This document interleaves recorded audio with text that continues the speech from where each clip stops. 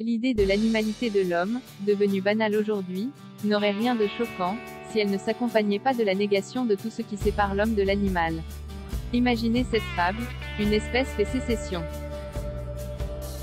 Elle déclare que les 10 millions d'autres espèces de la Terre, ses parents, sont de la nature. À savoir, non pas des êtres, mais des choses, non pas des acteurs mais le décor, des ressources à portée de main. Une espèce d'un côté, 10 millions de l'autre, et pourtant une seule famille, un seul monde. C'est ainsi que se présente le dernier livre de Baptiste Morisot, Manière d'être vivant, que publient les éditions Babel Actes Sud. Livre inclassable et passionnant, écrit par un jeune philosophe qui est aussi pisteur de loups dans le Vercors. Une curieuse philosophie, l'auteur se défend de tout antispécisme, et de tout égalitarisme, entre l'homme et les autres espèces. Pourtant son livre laisse une impression dérangeante. J'ai ressenti à sa lecture le même sentiment qu'en regardant sur Netflix la belle série documentaire consacrée aux parcs nationaux du monde, présentée par Barack Obama.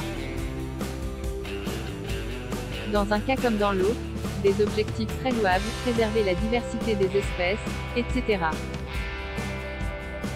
sont présentés avec talent, avec une écriture souvent poétique chez Morisot et des images incroyablement belles sur Netflix, mais avec aussi une philosophie discutable et inquiétante.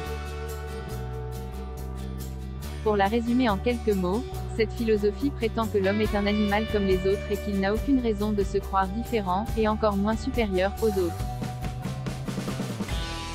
Lorsque l'auteur évoque notre « ascendance commune » avec les autres animaux, il peut sembler énoncer un truisme.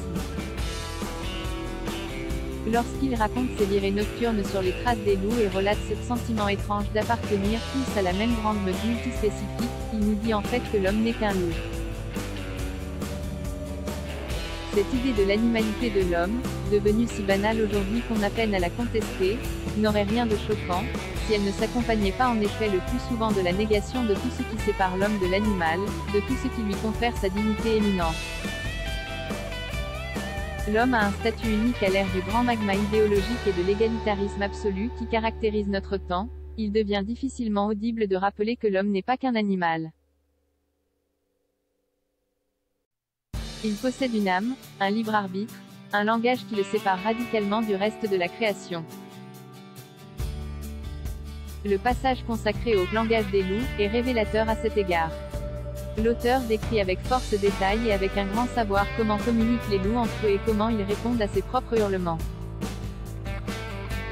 Mais il en déduit de manière très forcée que le hurlement du loup est performatif, tout comme le « je t'aime » selon Roland Barthes, comparaison révélatrice.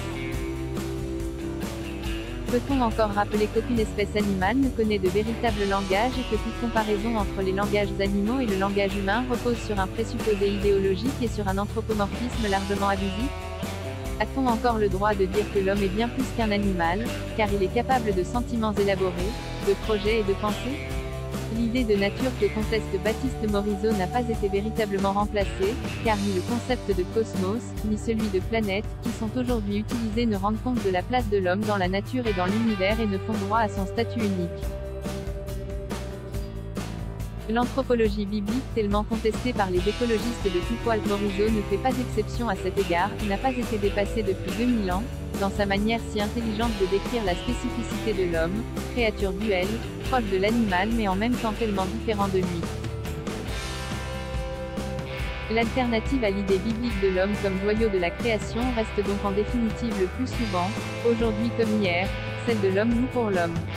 Manière d'être vivant, enquête sur la vie à travers New Price, 9,90 € this said et new available from 9,90 € à lire aussi.